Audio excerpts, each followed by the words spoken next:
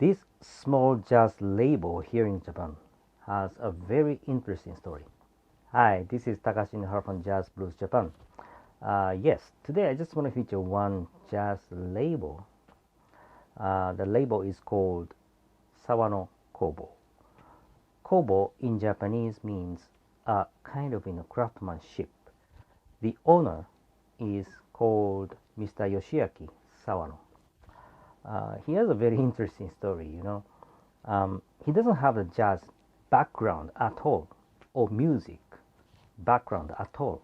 You know, his family has been doing a business of selling slippers and sandals in Osaka. So their business has been there for more than 100 years. Osaka is one of the places where you can find a lot of interesting business. So it's a kind of business town really. And their shop selling slippers is located in central Osaka. So he has that background. Even now he's doing that business, selling the slippers. So there is no connection between the jazz and the selling slippers, right? But when he was in the university, he loved jazz. So whenever he got money, he just went to the record shop and buy the records. The jazz records. So he just went on buying, hunting the jazz records at that time. And he has a younger brother who also loves jazz. So the both, the pair, Mr. Sawano and the younger brother, started collecting the jazz records in the 70s. And after finishing the university, Mr. Sawano, he went back home in Osaka and started doing the business of selling slippers. And whenever he got the money out of the business, he just spent all the money to buy the jazz records. And the brother did the same.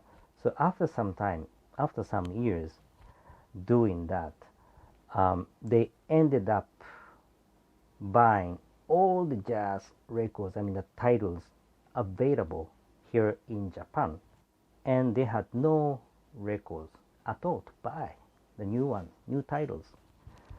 I think there's thousands of jazz records at that time. So they, Mr. Sawano and the younger brother, were just crazy jazz collectors at that time in the 70s. And after that, what they did was another interesting story. The younger brother decided to go to another country, Europe. So he went there to hunt for the more jazz records, which they never knew. So he went there, Europe, France, England, and all those countries, Germany. So he just collected the jazz records and brought them back here in Japan and listened to them. And by doing that, the younger brother had a connection, a kind of a strong connection with the musicians and also the distributors of records, jazz records. And they thought that maybe it's better for them to start a record business. So what they did is to export the jazz records, the Japanese pressings, like King Records, Blue Note reissues, like Riverside and Prestige reissues by the Victor Music Japan at that time in the early 80s. So Mr. Sawano went to Tokyo, where the headquarters of Victor Music Japan, and he just knocked on the door and asked for the person in charge of international marketing. So the person in charge met Mr. Sawano and asked him, "So what can I do for you?" And Mr. Sawano said, "Yes, I want to buy the records and export the records to Europe. But we just started the business, I don't have any connection and I don't have much money. But would you please help me to give us the jazz records with the wholesale price?" So the person in charge, laughed and told Mr. Sawano that, "So you want to do that, and you haven't even started the business? But I like the way you are very honest." And miraculously, he got a contract with the Big Music Japan. So with that contract, he went to the other major music companies like King Record, Warner, Pioneer, and the rest. So he got the contracts again. So they started the business, exporting the Japanese pressing to sell them in Europe. So they were doing good, for some years in the 80s, up to the late 80s. But, the CD era started and the records were not selling good. So they were in a trouble and they were looking for a way. And they started producing the unknown jazz musicians in Europe and promote them and sell the CDs and the records here in Japan with a kind of a network of major music shops here in Japan. And yeah, they were doing good at that time. But what happened later on in the 90s is that some of the major music shops that they had a contract with, went bankrupt. So they closed the shops and they were in trouble again. So after the difficult time, they decided to promote their music CDs and records by themselves. That's the start of Sawano Kobo. In 1999, since then, they just produce and manufacture the jazz records that they love, and they promote those records and the CDs by themselves, not through the wholesale, process at all. And now, every title that Mr. Sawano produces and releases sold within a short period of time without advertising, without doing anything, because Mr. Sawano and the Sawano Kobo has got the credibility by the fans and the customers all over the world, not only here in Japan, but also the worldwide. And this record I have is one of the titles that Mr. Sawano produced. Not actually produced, this is a reissue. Dizzy Reese Progress Report. Originally, this title was manufactured in England by a small minor jazz label called Tempo Records. And Dizzy Reese, as you know, is very popular on the Blue Note titles, right? Like Blues in Trinity and the rest.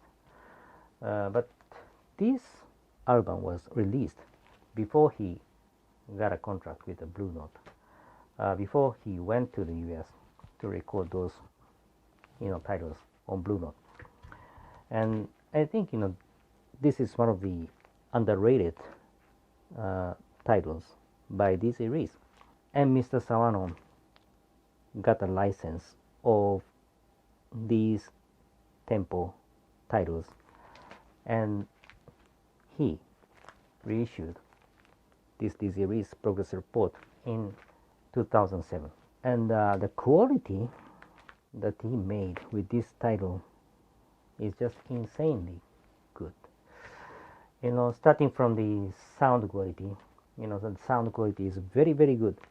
Yeah, of course, talking about the sound quality, the original recording done by the Tempo Records at that time, I think, I forgot the name of the sound engineer, but, he's an Englishman, very popular.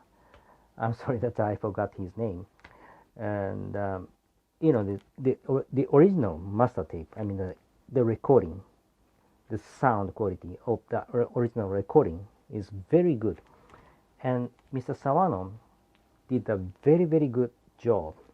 Although he's not a sound engineer, as I said, he used the sound engineer in Europe, but, mastering, cutting, everything perfect.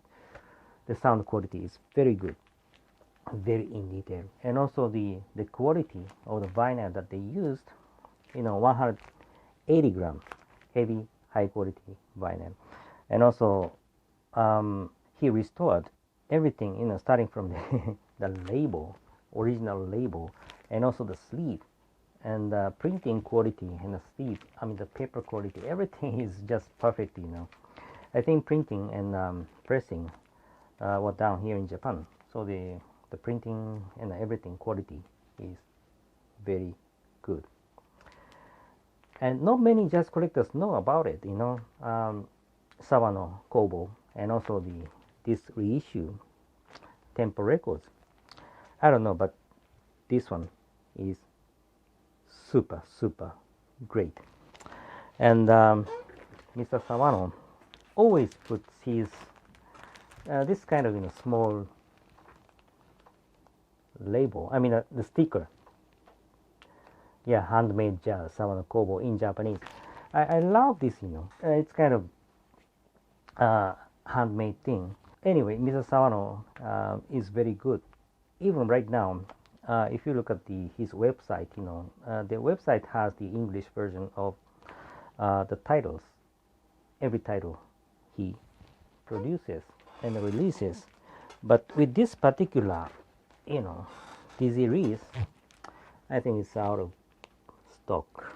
You cannot find it at their online store, and it's kind of rare, kind of rare, and maybe it's very difficult for you to get this title anywhere, even here in Japan. So that's the story of Sawano Kobo and Mr. Sawano, Yoshiaki Sawano. He's in the early 70s, and his brother late 60s. Even now, they are doing a very good job producing and manufacturing the new jazz records and the CDs. So maybe it's better for you to look at it, check it out. I hope you enjoy it. And lastly, always, I just keep praying and wishing you guys, family members, friends, co-workers, and everybody to be safe in this pandemic situation. Love and peace from Jazz Blues Japan. Thank you very much for watching. I always appreciate you guys, for supporting and doing business with us. Thank you. Really thank you. And God bless you, and please continue staying safe. And see you next time. Bye bye.